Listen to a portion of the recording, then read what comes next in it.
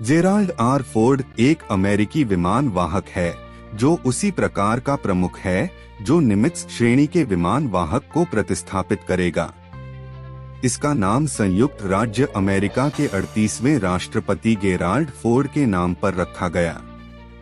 Gerald R Ford श्रेणी के विमान वाहक परमाणु संचालित विमान वाहकों की एक श्रेणी है जो वर्तमान में संयुक्त राज्य अमेरिका की नौसेना के लिए निर्माणाधीन है।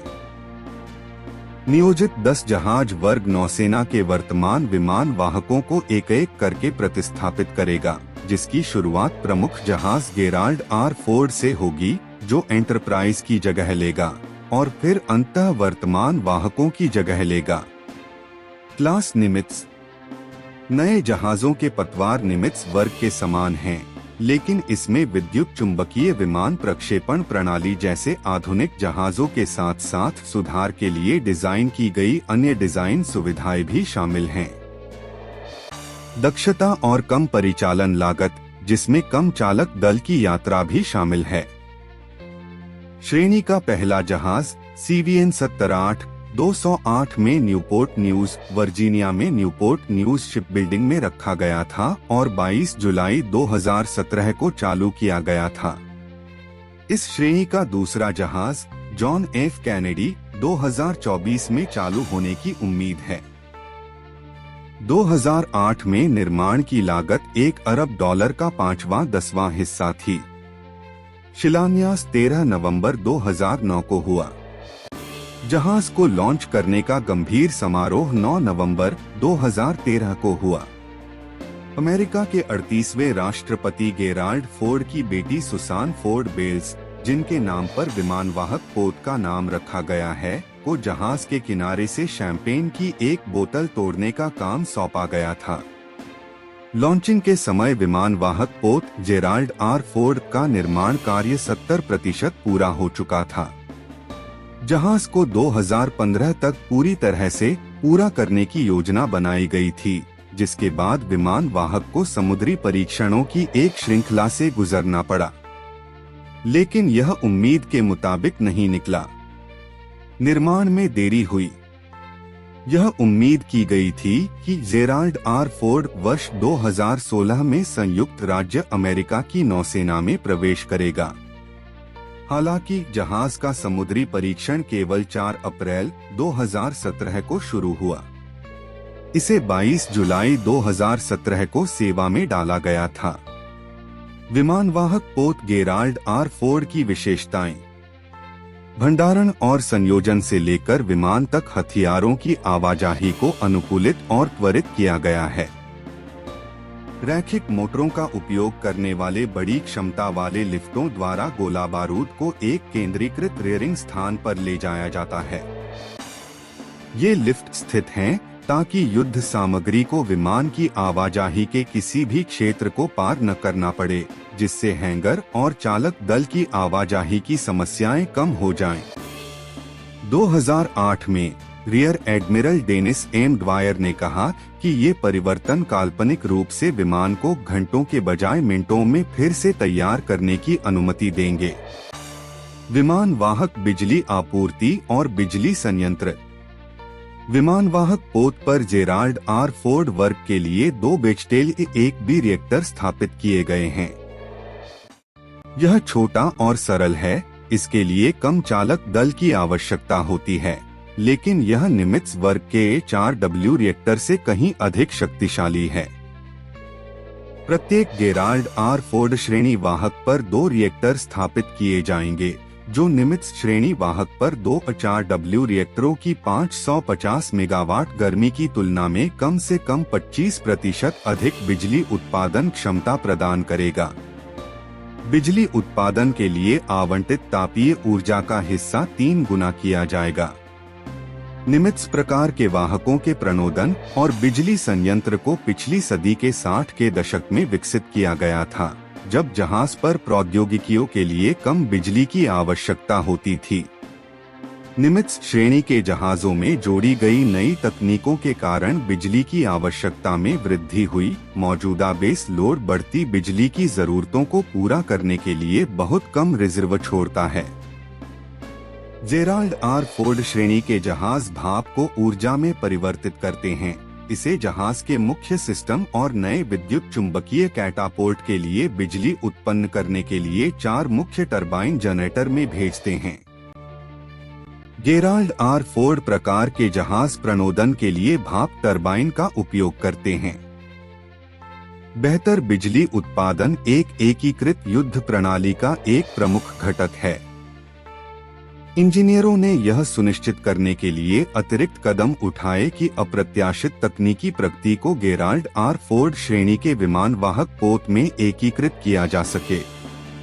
अमेरिकी नौसेना को उम्मीद है कि जेराल्ड आर फोर्ड वर्ग 90 वर्षों तक बेड़े का हिस्सा रहेगा, जिसका अर्थ है कि वर्ग को दशकों तक नई तकनीकों को सफलतापूर्वक अपनाना होगा। बिजली उत्पादन क्षमता का केवल आधा हिस्सा वर्तमान नियोजित प्रणालियों द्वारा उपयोग किया जाता है और आधा भविष्य की प्रौद्योगिकियों के लिए उपलब्ध रहता है। विद्युत चुंबकीय विमान प्रक्षेपण प्रणाली इलेक्ट्रोमैग्नेटिक एयरक्राफ्ट लॉन्च सिस्टम इमल्स एक गुलेल का उपयोग करके विमान लॉन्च करता है, जो निमित्स वर्ग में उपयोग किए जाने वाले स्टीम पिस्टन के बजाय एक रैखिक प्रेरण मोटर का उपयोग करता है। इमल्स विमान को अधिक सुचारू रूप से गति देता है, जिससे उसके एयरफ्रेम पर कम दबाव पड़ता है। इमल्स का वजन भी कम होता है, इसकी लागत कम होने की उम्मीद है और कम रखरखाव की आवश्यकता होती है, और यह स्टीम पिस्टन प्रणाली की तुलना में भारी और हल्के दोनों तरह के विमान लॉन्च कर सकता है। यह वाहक की ताजे पानी की आवश्यकता को भी कम करता है, इस प्रकार ऊर्जा घन अलवणीकरण की मांग को कम करता है। विमान लैंडिंग प्रणाली इलेक्ट्रोमैग्नेट का उपयोग नए advanced arresting gear (AAG) system में भी किया जाता है। वर्तमान प्रणाली लैंडिंग विमान को धीमा करने और रोकने के लिए हाइड्रोलिक्स पर निर्भर करती है, जबकि हाइड्रोलिक प्रणाली प्रभावी है, जैसा कि 50 से अधिक वर्षों के अभ्यास से पता चला है। AAG प्रणाली कई सुधार प्रदान करती है।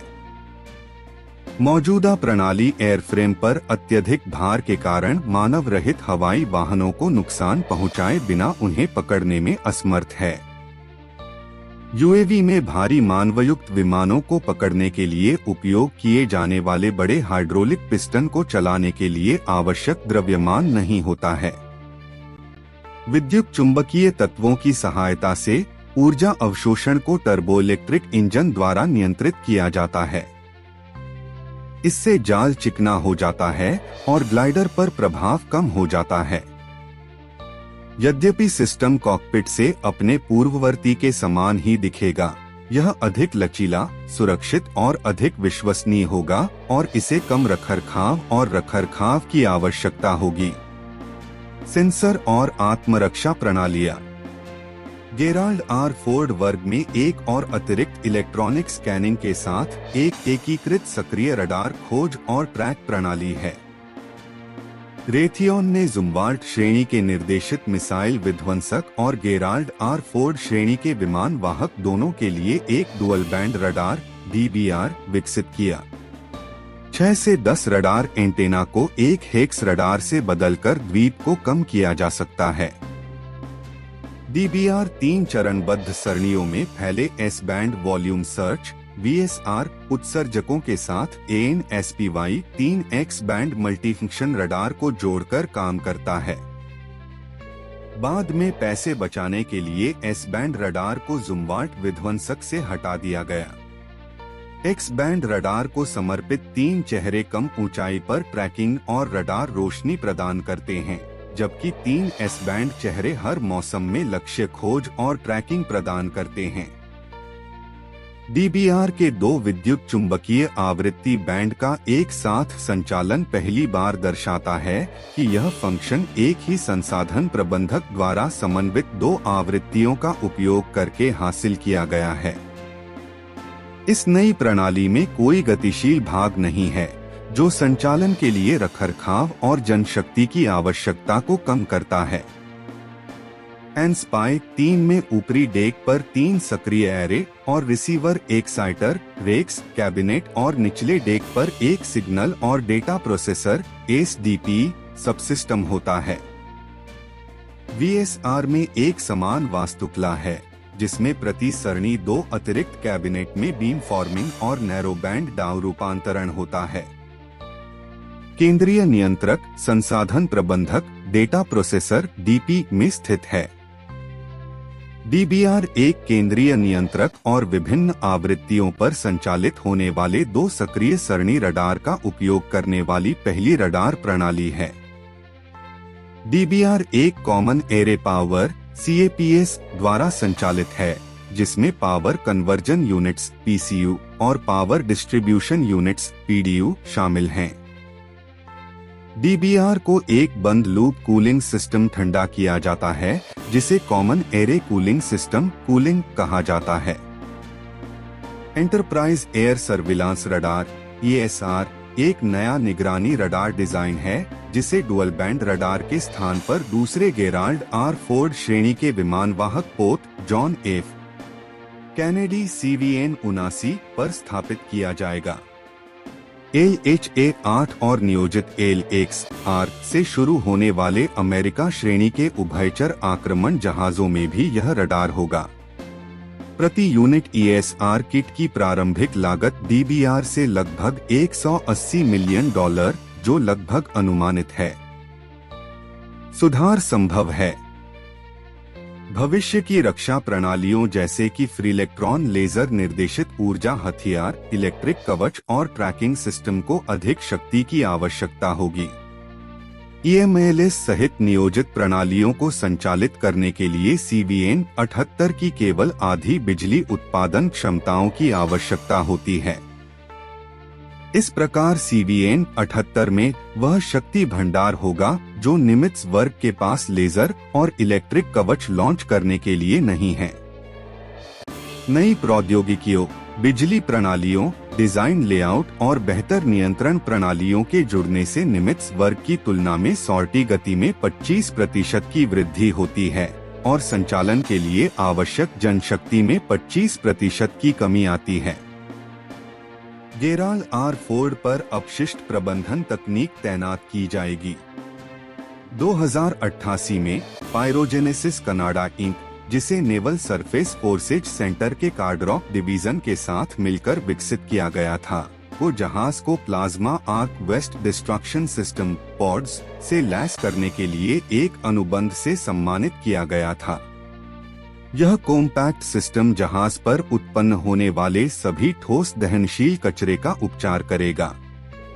मॉन्ट्रियल में फैक्ट्री स्वीकृति परीक्षण पूरा होने के बाद सिस्टम को वाहक पर स्थापना के लिए 2011 के अंत में हंटिंगटन इंगल्स शिपयार्ड में भेजा जाना था। नौसेना क्रूज मिसाइलों और छोटी नौकाओं से बचाव के लिए एक फ्रीलेक्ट्रॉन लेजर (FEL) विकसित कर रही है। 3D स्वचालित डिजाइन। न्यूपोर्ट न्यूज शिपबिल्डिंग ने गेराल्ड आर फोर्ड श्रेणी के विमान वाहक के डिजाइन और निर्माण की योजना बनाने के लिए डसॉल्ट सिस्टम्स कैशिया V5 में विकसित एक पूर्ण स्तरीय 3D उत्पाद मॉडल का उपयोग किया। CVN 78 वर्ग को बेहतर हथियार प्रक्षेप पथ के लिए डिजाइन किया गया था, जो जहाज के भीतर क्षैतिज गतिविधियों को काफी हद तक खत्म कर देता था। वर्तमान योजनाओं में उन्नत हथियार लिफ्टों को भंडारण क्षेत्रों से समर्पित हथियार प्रबंधन क्षेत्रों में ले जाने का आह्वान किया गया है। नाविकों ने बंदूक भंडार के विभिन्न स्तरों पर हथियारों को भंडारण से लिफ्ट तक ले जाने के लिए मोटर चालित गाड़ियों का उपयोग किया। उन्नत हथियार लिफ्ट के लिए लीनियर मोटर्स पर विचार किया जा रहा है। लिफ्टों को भी इस तरह से ले जाया जाएगा कि वे उड़ान डेक में विमान के संचालन में हस्तक्षेप न करें। हथियारों की आवाजाही के रास्तों के पुनर्निर्माण और उड़ान डेक पर हथियार लिफ्ट के स्थान से जनशक्ति की संख्या कम हो जाएगी और बहुत अधिक टेक में योगदान मिलेगा। कॉन्फ़िगरेशन अद्यतन किया जा रहा है। गेराल्ड आर फोर्ड वर्ग को नए वाहक आधारित संयुक्त स्ट्राइक फाइटर F-35C की मेजबानी के लिए डिजाइन किया गया है। लेकिन विमान के विकास और परीक्षण में देरी ने CVN-78 एकीकरण गतिविधियों को प्रभावित किया है। इस एकीकरण गतिविधि में इमल्स CVN-78 और एक उन्नत लॉकिंग सिस्टम के साथ F-35C का परीक्षण, साथ ही F-35C की लिथियम आयन बैटरी, टायर और व्हील स्टोरेज क्षमताओं का परीक्षण शामिल है। F-35C के विकास में देरी के कारण अमेरिकी नौसेना CVN-78 की डिलीवरी के एक साल बाद कम से कम 2018 तक विमान की डिलीवरी नहीं करेगी। परिणामस्वरूप नौसेना ने महत्वपूर्ण F-35C एकीकरण गतिविधियों में देरी कर दी है, जिससे नौसेना को जहाज सौंपे जाने के बाद सिस्टम असंगतताओं और जहाज के महंगे उन्नयन का जोखिम पैदा हो गया है। क्रू क्वार्टर चालक दल पर बोझ को कम करने वाली प्रणालियों ने गेराल्ड आर फोर्ड श्रेणी के विमान वाहक पर जहाज की कंपनी को केवल 2600 नाविक रखने की अनुमति दी, जो निमित्ज श्रेणी के विमान वाहक की तुलना में लगभग 700 कम है। निमित्ज श्रेणी के विमान वाहक पर 180 व्यक्तियों के विशाल बर्थिंग क्षेत्रों को जेराल्ड आर फोर्ड श्रेणी के विमान वाहकों पर 40 व्यक्तियों के बर्थिंग क्षेत्रों से बदल दिया गया है। छोटी बर्थ शांत होती हैं और लेआउट में अन्य स्थानों से लोगों की कम आवाजाही की आवश्यकता होती है। आमतौर पर रैक 3 ऊंचाई में स्थापित किए जाते हैं, जिसमें प्रति व्यक्ति लॉकर के लिए जगह होती है। बर्थ में अधिक हेडरूम के साथ आधुनिक बैठे रैक नहीं हैं। निचले और मध्य रैक में केवल लेटे हुए नाविक को रखा जा सकता है। प्रत्येक बर्थ में शॉवर, वैक्यूम सेप्टिक शौचालय, कोई मूत्रालय नहीं है, क्योंकि बाकी क्षेत्र लिन तटस्थता के साथ बनाए गए हैं और इन स्थानों तक पहुंचने के लिए आवाजाही को कम करने के लिए सिंक सहित एक ऊपरी भाग है। वाईफाई समर्थन वाले हॉल और विश्राम क्षेत्र बर्थ से अलग स्थानों पर गलियारे के सामने स्थित हैं। तैनाती के बाद से इस वर्ग के पहले 2 विमान वाहकों को अपशिष्ट प्रणाली की पाइपलाइन में समस्याएं आई हैं। उपयोगकर्ताओं के भार को संभालने के लिए पाइप बहुत संकीर्ण थे, जिससे वैक्यूम विफल हो जाता था और शौचालय बार बार बंद हो जाते थे। समस्या को कम करने के लिए सीवेज सिस्टम करने के लिए विशेष अम्लीय सफाई समाधान का उपयोग किया गया था। जीएओ के अनुसार इन सफाई प्रक्रियाओं में हर बार लगभग $4 लाख का खर्च आता है, जिसके परिणामस्वरूप इन जहाजों की जीवनकाल परिचालन लागत में महत्वपूर्ण अनियोजित वृद्धि होती है। ये सफाई जहाज के पूरे जीवन काल के दौरान की जानी होगी। चिकित्सा संस्थान जेराल्ड आर फोर्ड अपनी श्रेणी में पहला एक ऑनबोर्ड अस्पताल है, जिसमें एक पूर्ण प्रयोगशाला, फार्मेसी, ऑपरेटिंग कक्ष, 3 बिस्तरों वाली गहन देखभाल इकाई, 2 बिस्तरों वाला आपातकालीन कक्ष और एक 41 बिस्तरों वाला अस्पताल शामिल है। वार्ड जो 11 लोगों को रोजगार देता है। चिकित्सा कर्मी और 30 अर्दली। शीर्ष पायदान के डिजाइन में परिवर्तन।